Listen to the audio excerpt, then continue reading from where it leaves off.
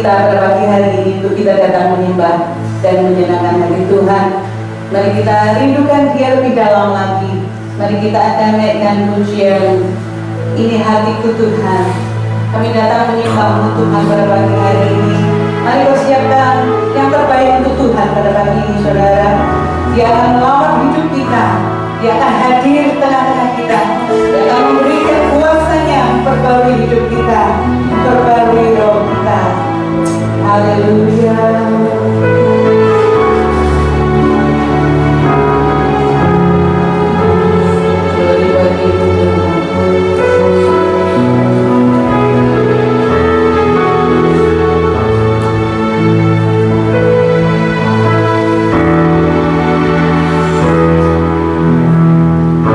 Ini hatiku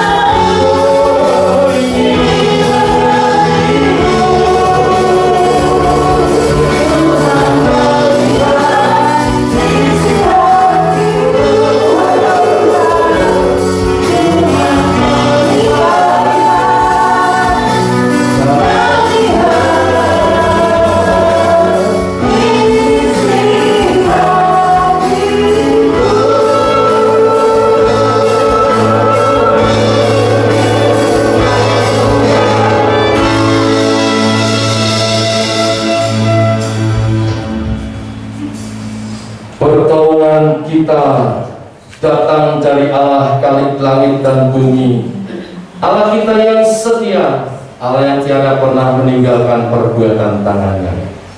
Terimalah salam dari Tuhan, rahmat dari Allah Bapa, kasih sayang dan kasih karunia Tuhan Yesus Kristus. Amin. Shalom. Puji nama Tuhan, saudara, boleh dipertemukan kembali dalam kasih Tuhan pada pagi hari ini. Ya, mari kita kasih salam kanan kiri kita dengan ambulan yang terbaik. Mungkin kalau kita bicara susah mendengar ya, tapi kita percaya bahwa Yesus ada di sini. Tuhan Yesus mengasihi kita semua. Kita dipersatukan di dalam kasih Tuhan pada pagi hari ini. Amin, saudara. Tetap mau berjalan bersama dengan Tuhan, tetap tidak gentar, tidak takut. Puji nama Tuhan. Mari kita naikkan puji hari ini. Berjalan bersamamu, tak akan ku gentar. Haleluya.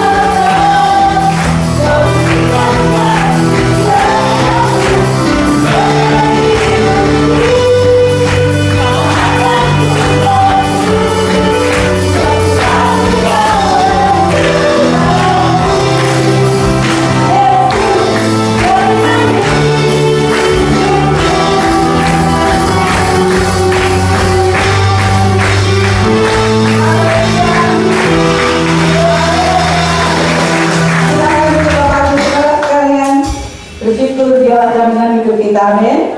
Dan kita itu tidak perlu takut dan gentar akan hari esok karena Dia ada bersama dengan kita. Puji nama Tuhan. Saya akan bacakan waktu Jumat Minggu 13 September 2020. Sebelumnya ucapan terima kasih terlebih dahulu Pak Yesus. Kami atas nama Majelis dan Jemaat Gia Purworejo mengucapkan terima kasih atas pelayanan Bapak Pendeta Yesus Hasugian dalam ibadah raya pagi ini. Tuhan Yesus memberkati. Petugas ibadah minggu depan, minggu pagi, tanggal 20 September, jam 7 pagi, WL Ibu Linda, Singer Ibu Nining, dan Bapak Suteja.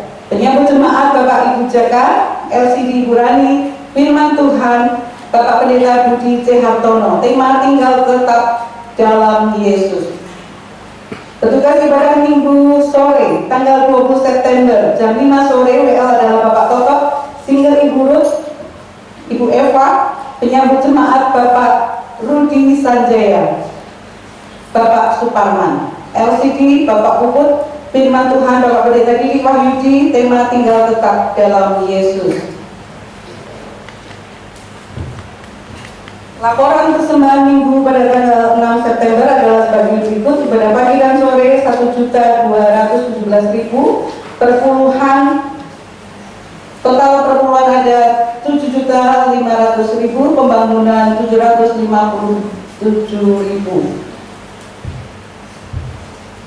Happy birthday kepada Septiana Mariani pada tanggal 7 September, Sabta Risimi pada tanggal 7 September, anak Eliada pada tanggal 7 September, Saudari Sierti Septua Ginta pada tanggal 8 September, Ibu Tuan Kay hari ini ya pada tanggal 13 September. Kiranya Tuhan Yesus memberkati dengan panjang umur, kesehatan, dan kekuatan serta berkat-berkatnya yang melimpah. Amin. Bapak Ibu, kita siapkan untuk kita boleh mendengarkan firman Tuhan pada pagi hari ini. Karena firman Tuhan itu boleh menjadi kekuatan kita. Akhir-akhir ini dimanapun, ya, di Indonesia, di segala pelosok dunia ini, banyak kekhawatiran terjadi, ketakutan terjadi. Karena kita tahu semua virus yang COVID-19 yang tidak main-main berkembang biak secara luar biasa. Tapi kita sebagai anak Tuhan, saudara, kita patut bersyukur akan pemeliharaan Tuhan. Kita harus percaya bahwa Dia adalah Allah yang senantiasa menjaga dan melindungi kita. Amin. Kita tidak perlu takut karena hari esok adalah milik Tuhan. Dan kita percaya ketika kita berjalan bersama dengan Dia, apapun yang terjadi dalam hidup kita ada di dalam kendali Tuhan. Mari kita bersiapkan sehingga hati kita sungguh-sungguh merasakan kedamaian. Ya, bisakah kita pada saat kita ketakutan dan gentar hati merasakan kedamaian? Saudara mau merasakan kedamaian? Mari kita tinggal tetap di dalam Tuhan. Kita melekat erat dalam Tuhan. Pasti Tuhan akan berikan kedamaian dalam hidup kita. Dan tidak akan katakan hari esok, karena ada penyertaan Tuhan yang sempurna. Hari saya sudah pamit berdiri. Kita akan naikkan pujian jawab tak terselami oleh setiap hati kami. Namun satu hal perlu saya bahwa ada rencana yang indah yang Tuhan berikan dalam hidup kita.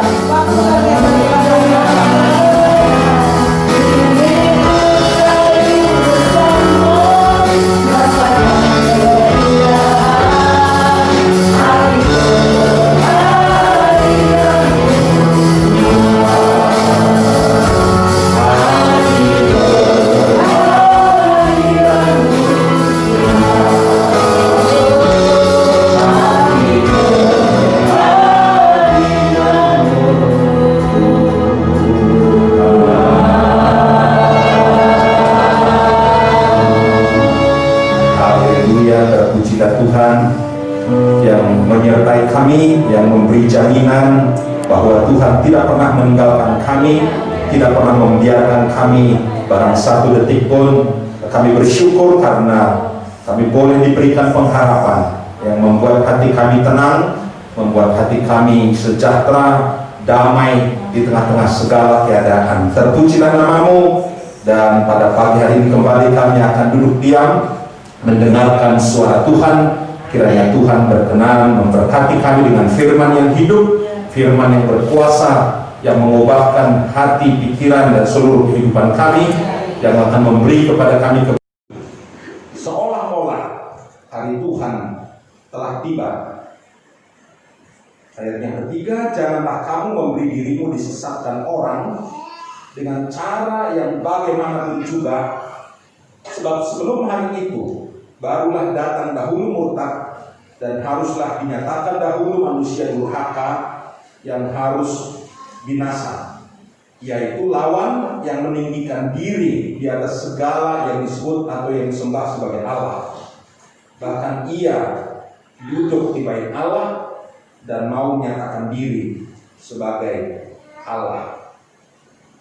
Saudara-saudara, ayat 2 berkata, jangan lekas bingung, jangan lekas gelisah. Lalu ayat 3 berkata, jangan disesatkan.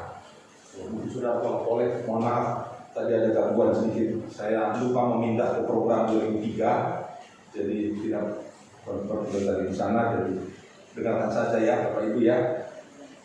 Nah, banyak orang hari-hari ini yang kehilangan damai, bingung, gelisah, nggak ada damai dalam hatinya. Karena apa? Karena berita-berita yang menakutkan, khususnya di sekitar pandemi corona yang menimbulkan virus yang disebut COVID-19 itu. Kemudian orang coba mengaitkan segala peristiwa yang kita hadapi beberapa bulan ini dengan kedatangan Tuhan kedua kali. Satu kali saya menerima WA grup kuliah di program S3, lalu di situ dituliskan, siapkan diri sebab kedatangannya sudah di ambang pintu. Selagi virus corona berkeriapan, maka berkeriapan pula ada makhluk aneh. Makhluk aneh di beberapa sungai di sekitar Riau. Hanya Tuhanlah yang mengerti misteri ini. Wah, menakutkan saudara ya.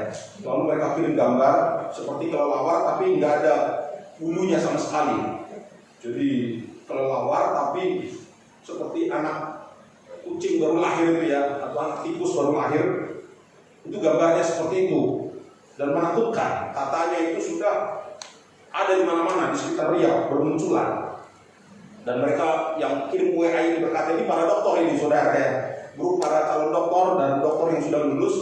Mereka berkata, awas, kedatangan Yesus sudah dekat, bermunculan makhluk-makhluk yang baru.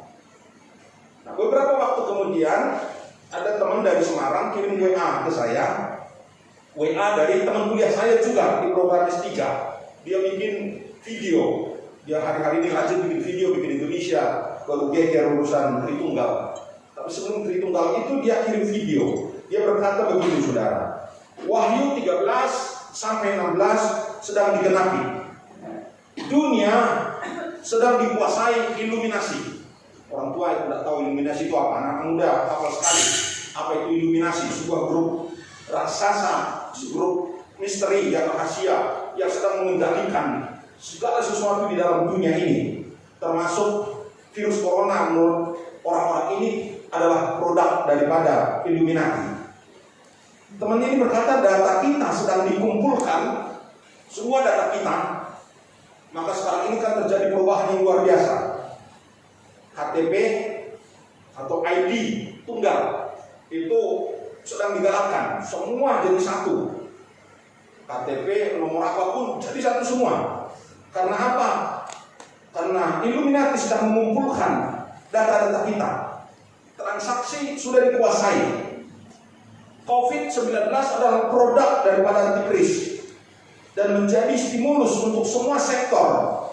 Dan sudah dipersiapkan dari November 2019, itu kata teman ini, percepatan new order baru, tatanan dunia baru sedang terjadi.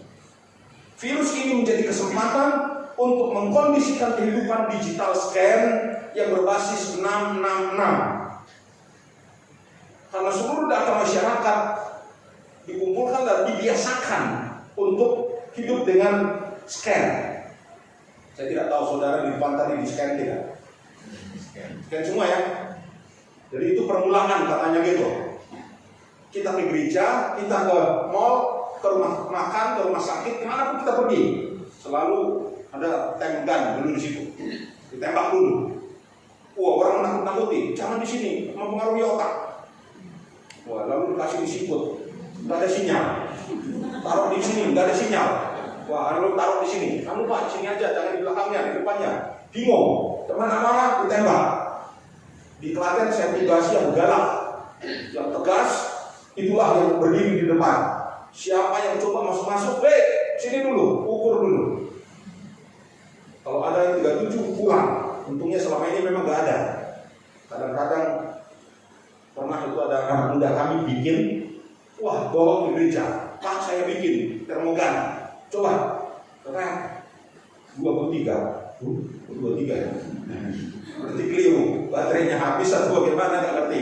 Jadi ada jemaat yang bikin sendiri itu saudara termogan, tapi cuma 23. Rata-rata kan kita 35, berapa, 36, berapa. Nah itu membuat teman-teman di Semarang gelisah. Apa betul Pak? Sekarang ini Yesus mau datang. Dia bilang, jangan cepat-cepat dulu, nanti dulu. Nah yang ketiga, saudara, yang bikin orang gelisah hari-hari ini ada tulisan seorang penulis Yahudi bernama Yuval Noah Harari. Dia bilang begini, saudara, ancaman terbesar pasca corona bukanlah corona itu sendiri, tetapi hal-hal yang akan terjadi sesudahnya. Apa itu? Banyak hal yang diungkapkan. Yang pertama, pengawasan. Gara-gara corona, pemerintah mengawasi semua orang di sepanjang waktu, menghukum yang melanggar.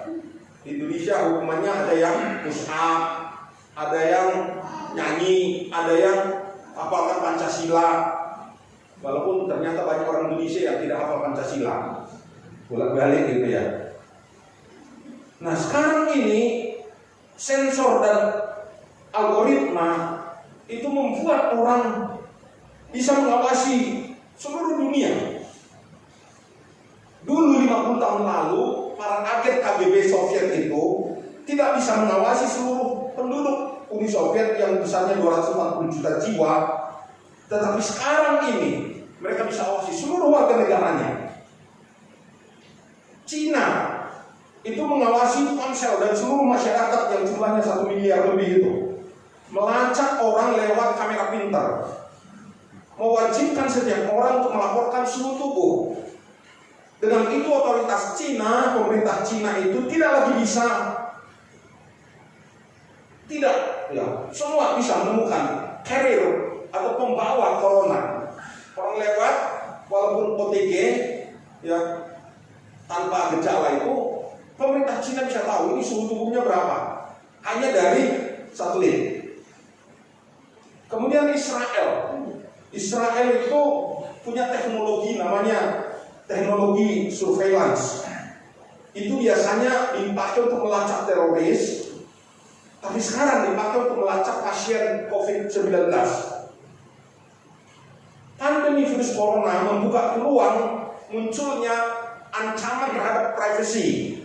Jadi tidak ada lagi yang bagian diri kita sendiri, privasi kita. Orang bisa mencatat detak jantung kita. Jadi duduk begini, jalan di jalan raya, sedang makan tuh, atau sudah dilacak, ini detak jantung orang ini nggak normal ini. Wah, ada COVID-nya ini.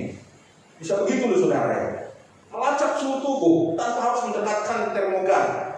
Kadang-kadang termogannya nggak, mereka maju kita mundur. Betul ya? Mereka bahkan kita mundur, maka mereka maju. Tugasnya itu.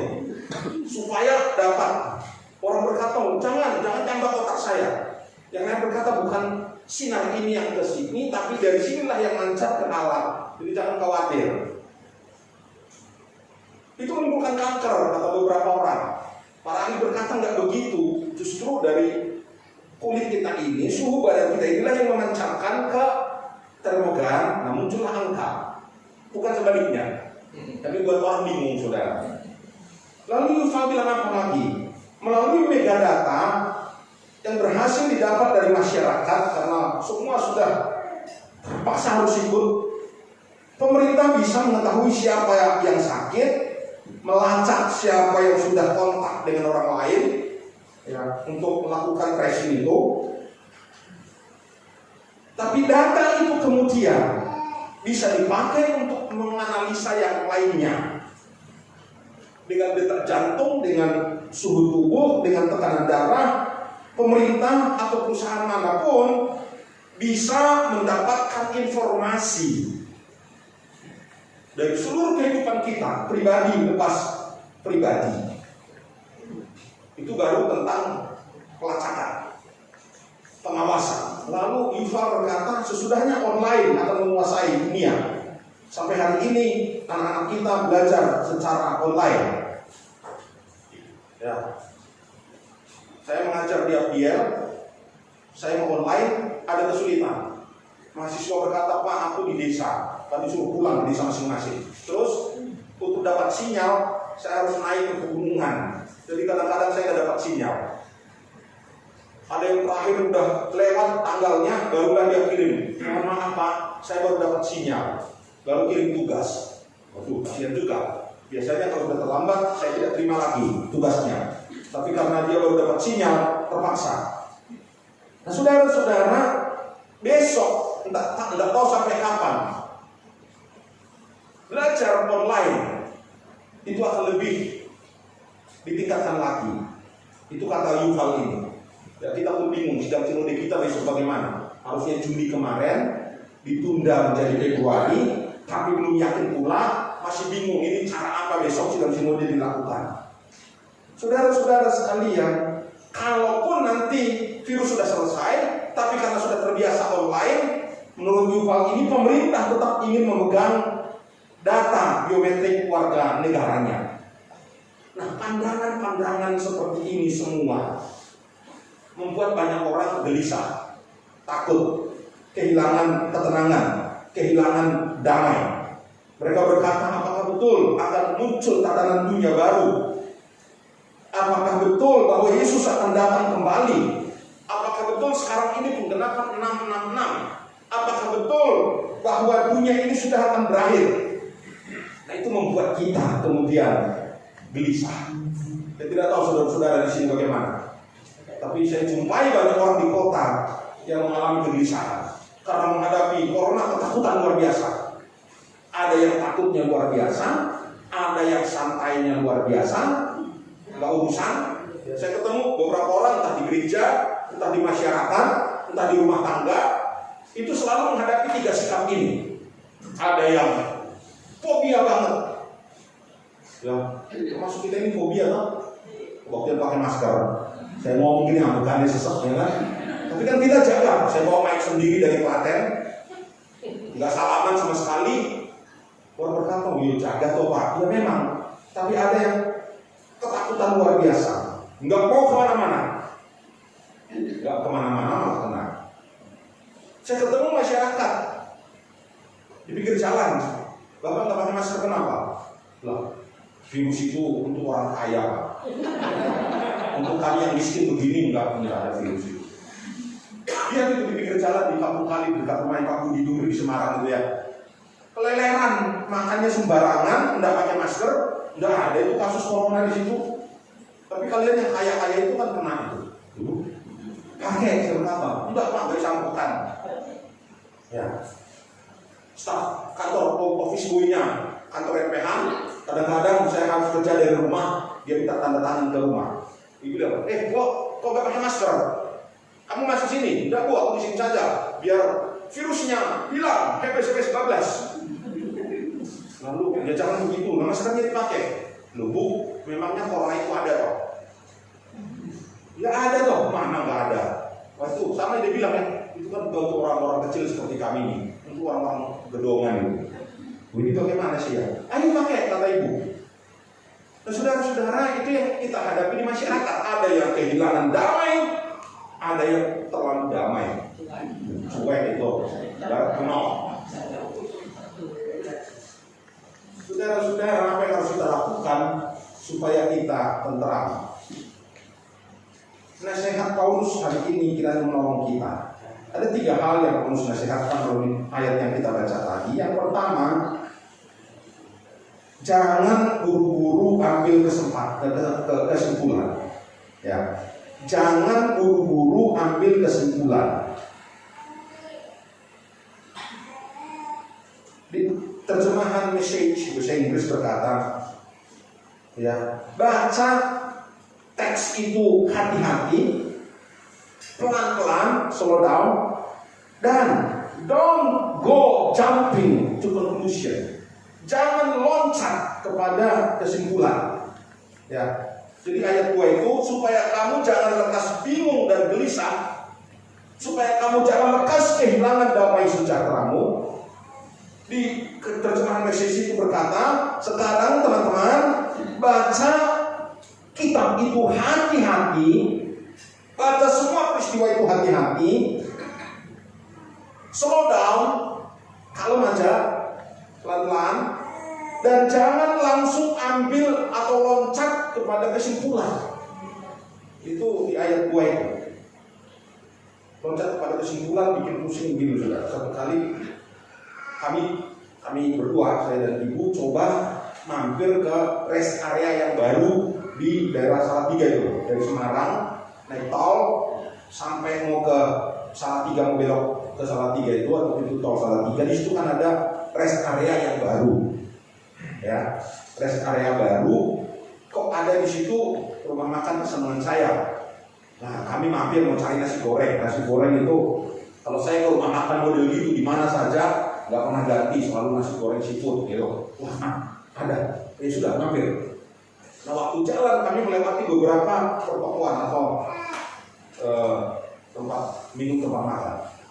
Lalu sepintas lihat, ada tulisan kopi beneran.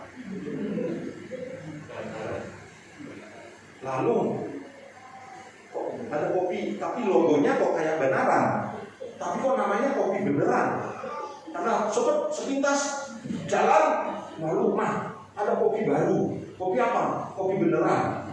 Tuh, merek apa lagi tuh? Nggak tahu tuh, ada merek baru itu.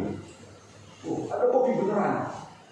Jadi kami pergi makan ke puncak sana, pikirannya tetap ada kopi baru, namanya kopi beneran. Nah, nanti mau promosi pikirnya, selesai ini kita coba ya, kopi beneran itu kayak apa? Waktu selesai makan, saudara, kami balik ke situ lagi. Sekarang baca sungguhan, tidak langsung kepada kesimpulan, tidak buru-buru, tidak cepat-cepat.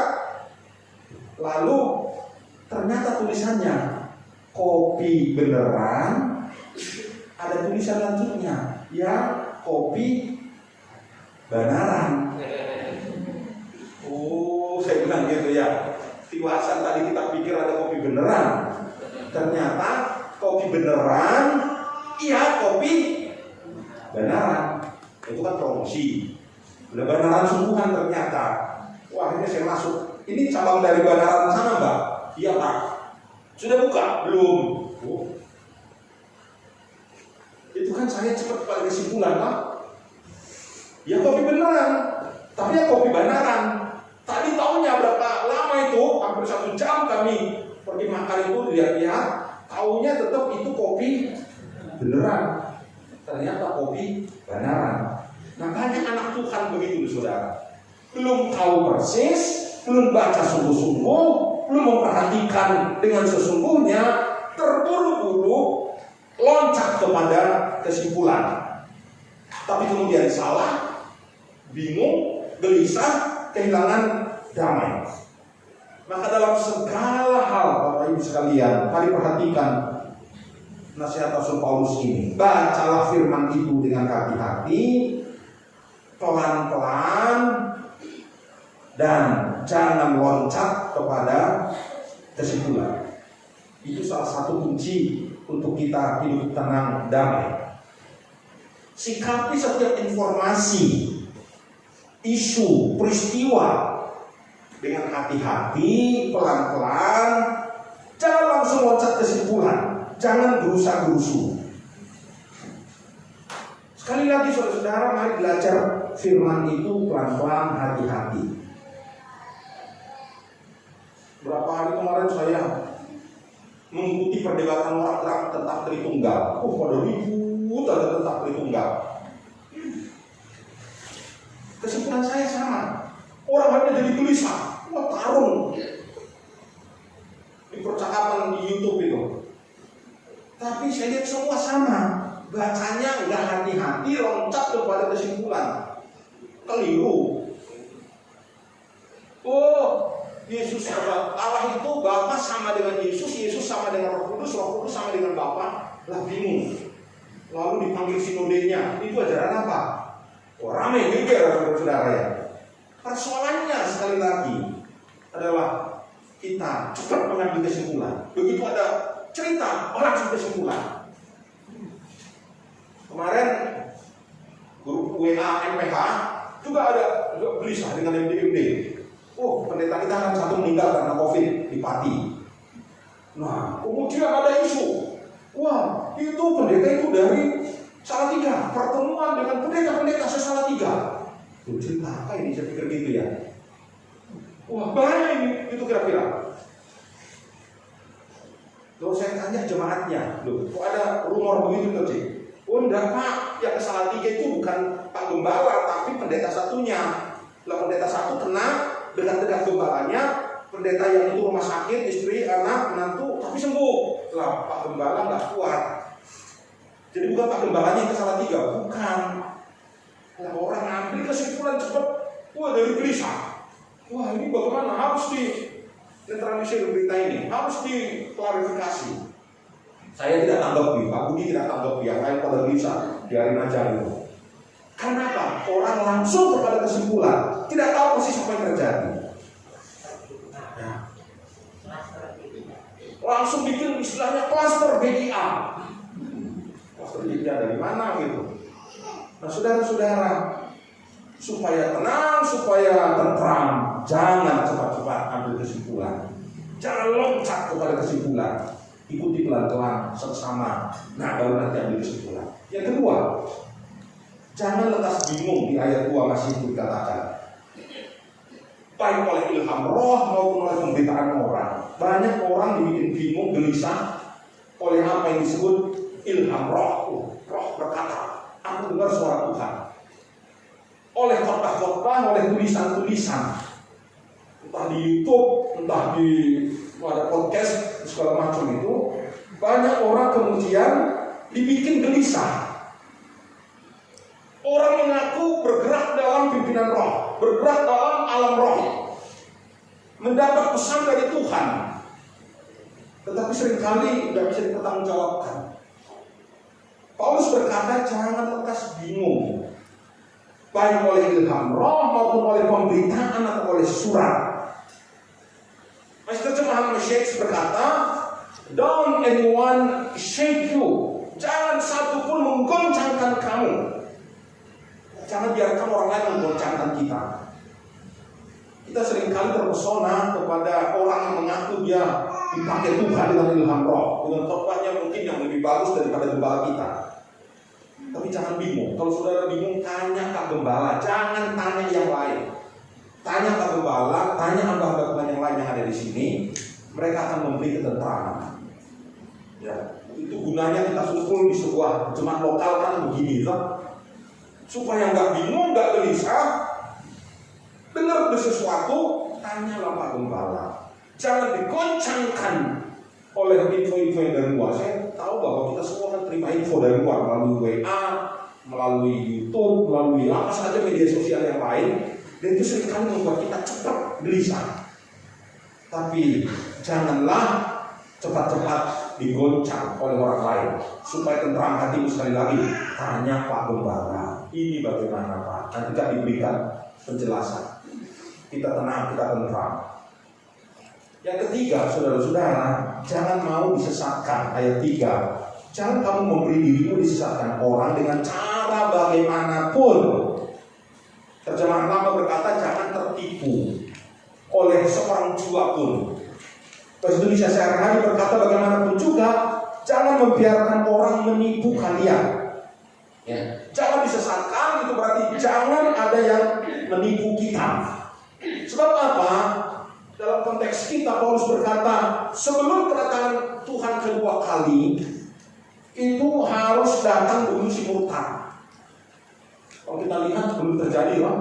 Murtad itu menunjuk kepada iblis yang akan menguasai dunia ini, antikris. Belum. Yang kedua harus dinyatakan dahulu manusia durhaka. Itu wakilnya si iblis itu, manusia durhaka yang akan duduk di bait Allah. Lah bait Allahnya belum ada kok. Dulu ada orang ceramah di mana-mana keliling di Indonesia berkata, wah sudah ada lembu merah, bangunannya materialnya sudah siap. Dalam 3 bulan bait Allah selesai. Itu tahun berapa begitu? Tahun-tahun di ujung 90-an. Nah, satu kali saudara-saudara, saya berkesempatan masuk ke lorong di bekas bait Allah zaman dahulu itu. Sekarang kan ada tempat Yerusalem itu yang buah kuning itu ya, tahu ya? Itu dulu tempat bait Allah. Nah, dari tembok ratapan itu ada lorong tunnel itu masuk ke dalam kira-kira 360 meter sampai ke Kolam Bethesda. Lah saya pas ke sana dapat kesempatan masuk. Tidak semua orang bisa masuk, tidak punya kesempatan. Kami masuk, wah dijelaskan ini dulu jalan ke ruang maha suci. Zaman Salomo, zaman sampai Herodes, sama zaman Yesus ya. Ini ke ruang maha suci. Lalu ditutup pakai batu, memang ditutup di sebelah.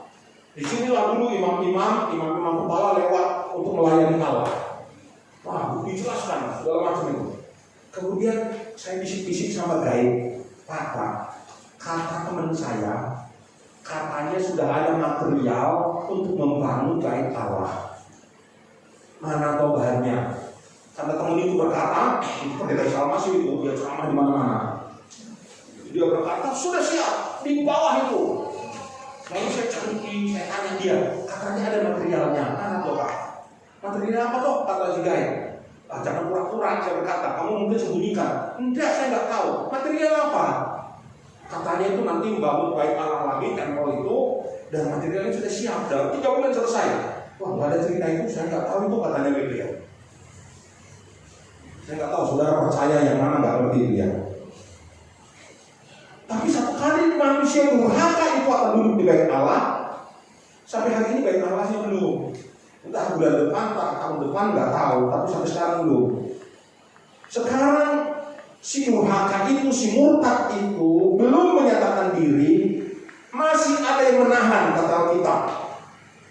Kalau yang menahannya itu sudah diasingkan, sudah disingkirkan, yang menahan itu adalah Roh Kudus, barulah si durhaka itu datang. Kedatangannya disertai rupa-rupa perbuatan ajaib, tanda-tanda yang heran. Jadi jangan cepat-cepat berkata, oh sekarang waktunya tiba. Lalu kita bingung, kira-kira aku masuk surga gak ya? Kalau Yesus datang, aku masuk surga gak ya? Diangkat gak ya? Jangan-jangan saya tertinggal. Karena banyak yang dipanggil, sedikit yang dipilih. Aku yang terpilih tidak ya? Gelisah saudara. Banyak orang Kristen tidak bisa berdoa, tidak bisa nyanyi dengan baik karena ketakutan seperti ini. Nah, supaya hati kita tentram, hati kita damai, kita tetap tenang, bekerja dengan tenang, melayani dengan tenang, jalani hidup ini penuh dengan kesukaan yang dari Tuhan. Mari perhatikan ketiga hal ini. Jangan buru-buru ambil kesimpulan, jangan lekas bingung, digoncangkan orang, dan jangan mau disesatkan atau ditipu, dibodoh-bodohi orang lain. Bahasa Jawanya menarik berkata begini saudara, kowe ojo pondokno diapusi dening sapa wae. Ya. Jadi perhatikan firman itu. Ojo diapusi. Sekali lagi saudara punya gembala, saudara punya hamba Tuhan yang bisa ditanya, memberi ketentraman, memberi ketenangan. Mari berdiri bersama-sama. Kita nyanyi, kalau ku cari damai, hanya aku dapat di dalam Yesus. Kalau aku cari ketenangan, hanya aku temui di dalam Yesus. Kalau aku cari damai, hanya aku dapat dalam Yesus. Kalau aku cari ketenangan, hanya aku temui di dalam Yesus. Tak satu pun dapat menghiburku, tak seorang pun dapat menolongku. Hanya Yesus jawaban hidup.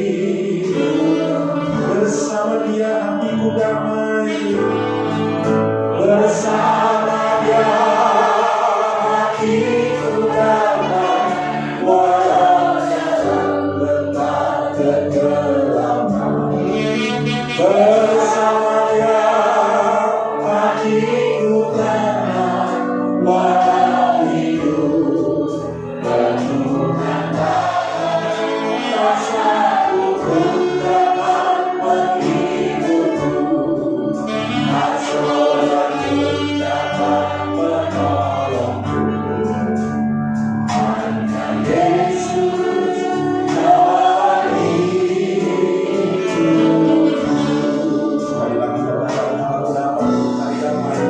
Kalau aku cari damai, aku dapat dalam Yesus. Kalau aku cari ketenangan, hanya aku temui di dalam Yesus. Tak satu pun dapat menghiburku, tak seorang pun dapat menolongku. Hanya Yesus jawaban hidup.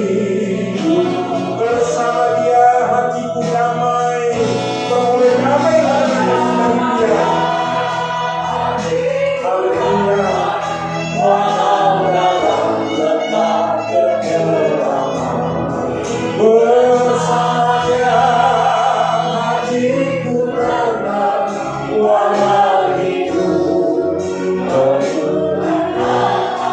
Tak satu pun dapat menghiburku, tak seorang pun dapat menolongku.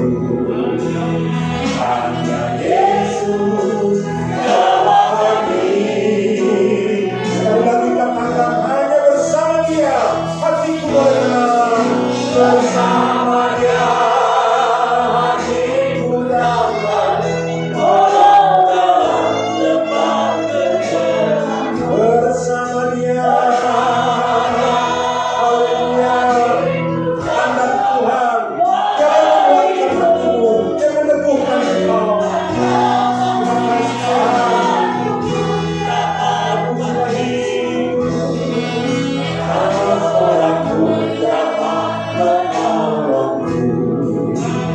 Hanya Yesus jawaban hidup.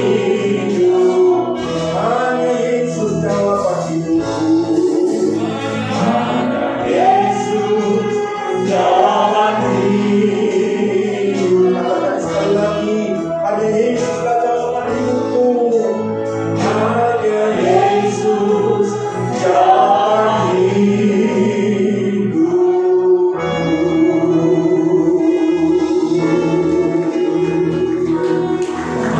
Haleluya, haleluya. Barangkali ada yang gelisah hatinya hari-hari ini, tidak tentram, tidak tenang, atau diliputi kecemasan, ketakutan karena apa yang terjadi di sekeliling kita. Tapi hari ini kau rindu dapatkan ketenangan, damai sejahtera yang daripada Tuhan. Mari angkat tangan di hadapan Tuhan. Mungkin ada satu atau dua orang yang diliputi ketakutan, begitu takut menghadapi virus corona, begitu takut menghadapi ancaman ekonomi. Tapi hari ini Tuhan memberi kekuatan, Tuhan memberikan pertolongan, memberi penghiburan, damai, ketenangan dalam jiwamu. Angkat tanganmu di hadapan Tuhan, saudara-saudara. Izinkan saya mendoakan. Dan biarlah kiranya hari ini kau ditenteramkan oleh Tuhan, diberi keteduhan dalam hatimu, kepastian tentang penyertaan Tuhan yang tidak pernah lepas, jaminan tuntunan Tuhan sampai akhir perjalanan kehidupan kita ini. Haleluya. Terima kasih Tuhan. Terima kasih Bapak. Kau lihat tangan-tangan yang terangkat, hati yang gelisah, hati yang cemas, yang seringkali memikirkan hal-hal yang negatif dan membuat mereka tidak tenteram. Aku berdoa di dalam nama Yesus, biarlah damai sejahtera yang melebihi akal dan pikiran manusia boleh memenuhi hati mereka Tuhan, menguasai, memerintah dalam pikiran dan hati mereka. Dan mulai hari ini biar mereka boleh tetap tenang teduh di hadapan Tuhan, oleh firman-Mu, oleh penyertaan, oleh hadirat-Mu yang menyertai kami. Kami tentera, kami tenang, kami bahagia. Kami terus mengikut Tuhan, menyongsong kedatangan Tuhan kedua kali dengan penuh pengharapan. Haleluya. Terpuji Tuhan. Terima kasih Bapa. Mari hiburkan jemaat-Mu, kuatkan setiap kami. Terima kasih Tuhan. Bersama Dia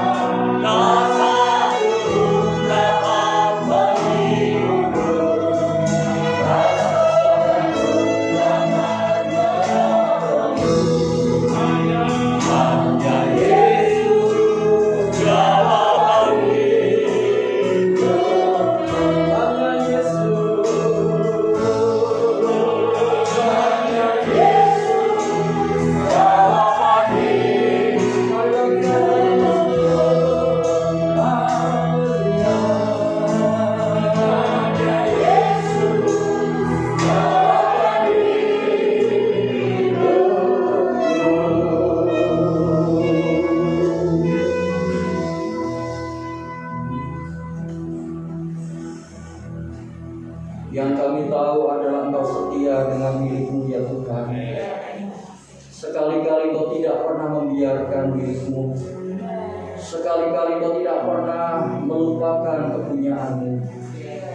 Kami yang sudah Engkau beli dan harganya sudah lunas Engkau bayar, tidak pernah sedetik pun Tuhan Engkau lupakan kami. Itu sebabnya kami mau selalu berpaut hanya kepada Tuhan. Kami mau tetap Tuhan memandang Engkau, karena hanya Engkaulah jawaban daripada setiap kehidupan, masalah, persoalan yang sedang ada. Engkau sudah menyelesaikan semuanya. Bahkan di dalam Engkau kami bisa tenang dan damai. Tangan-Mu selalu memegang kami, kehadiran-Mu selalu menguatkan kami. Kami akan tetap bekerja dengan tenang. Kami akan tetap melakukan aktivitas kami dengan tenang, sebab kami tahu bahwa kami tidak sendiri. Ada Tuhan Yesus Immanuel itu bersama dengan kami. Bahkan kami bisa menguatkan sesama kami yang lemah. Bahkan kami bisa menghibur mereka ketika mereka susah.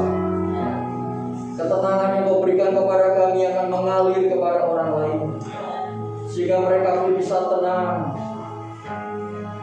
Karena penghiburan yang kami terima daripada Engkau boleh menjadi berkat bagi sesama kami. Terima kasih. Kami berdoa untuk Pak Yerus dengan Ibu yang bersama-sama dengan kami dalam tugas kepercayaan yang Tuhan berikan kepadanya. Terus tolong memberikan kekuatan dalam menjalankan tugas di sinode dan juga sebagai gembala jemaat yang ada di Klaten. Kami berdoa kekuatan yang dari Tuhan berlimpah Tuhan anugerahkan kepadanya. Terima kasih untuk pagi hari ini memberkati pelayanannya yang sebentar juga akan melantik majelis jemaat yang baru di Gereja Islam Masih Kuto Arjo. Terima kasih Pak. Kesempatan yang indah ini juga kami berdoa untuk kekasih-kekasih kami yang berulang tahun. Kami doakan untuk Setiana dan juga kami berdoa untuk Santari yang berulang tahun pada tanggal 7 September. Demikian juga dengan Sherly, dengan Eliana, dan juga dengan Ibu Cuanka yang hari ini berulang tahun. Kami menyerahkan kekasih-kekasih ini kepada Tuhan. Biar terus Tuhan memberkati hidup mereka, menopang mereka, menuntun mereka, meneguhkan mereka, agar mereka bisa menikmati damai sejahtera, berkat yang melimpahkan kepada mereka. Tuntunlah mereka Tuhan. Tahun-tahun mendatang mereka boleh senantiasa melangkah bersama dengan Tuhan, memberkati kekasih-kekasih kami. Kami juga berdoa untuk pemerintah pusat kami, Bapak Presiden dengan kabinetnya, dengan semua tim yang sedang bekerja keras Tuhan, untuk bisa memulihkan keadaan ekonomi bangsa kami, dan juga untuk bisa membuat vaksin dengan cepat. Kami berdoa Tuhan, berikan hikmat yang daripada Tuhan, agar pemerintah kami ditolong oleh Tuhan, disertai oleh Tuhan, diberkati oleh Tuhan, sehingga boleh membawa bangsa ini Tuhan melewati krisis yang sedang terjadi. Kami percaya tangan Tuhan tidak akan melepaskan bangsa ini. Tangan Tuhan bersama dengan bangsa ini, dan tangan Tuhan terkadang memberkati bangsa ini. Berkati juga pemerintah daerah Kabupaten Purworejo ini Tuhan. Tuhan, biarlah kami yang tinggal di kabupaten ini, yang tinggal di kota ini, boleh tetap merasakan keamanan, bisa tetap Tuhan bekerja dengan baik, beraktivitas dengan baik. Dan kami yakin Tuhan, kota ini akan tetap terjaga, kota ini akan tetap Tuhan tertolong oleh Tuhan, sehingga tetap dalam kondisi yang kondusif ya Tuhan. Terima kasih Bapa. Kami bersyukur. Kami menyerahkan juga kekasih-kekasih kami yang tidak hadir karena mereka masih di rumah, dan mereka mungkin saat ini beribadah juga di rumah. Kami berdoa kiranya juga Tuhan mencurahkan berkat Tuhan bagi mereka. Jemaat Tuhan Kau sertai. Walaupun mereka ada di rumah, tapi Tuhan Kau hadir, dan Tuhan Kau memberkati kehidupan mereka. Teristimewa yang lemah tubuh mereka, yang dalam kondisi fisik yang kurang memungkinkan, kami berdoa, berikan pertolongan-Mu kepada mereka, dan juga kuatkan, teguhkan mereka ya Tuhan. Terima kasih Bapa di surga. Terpujilah nama-Mu. Sebentar kami akan pulang ke tempat kami masing-masing, melanjutkan aktivitas kami dan juga kegiatan kami pada hari ini. Kami menyerahkan setiap langkah kami kepada Tuhan. Bila kiranya Engkau meneguhkan perjalanan kami dengan damai sejahtera yang daripada Tuhan. Kasih Tuhan, mari kita angkat hati kita di hadapan Tuhan. Katakanlah Tuhan, dan terimalah berkat yang daripadanya. Kiranya anugerah yang berlimpah dari Bapa, kasih sayang dan penyertaan dari Tuhan Yesus Kristus, beserta dengan persekutuan dan penghiburan Roh Kudus-Nya, akan turun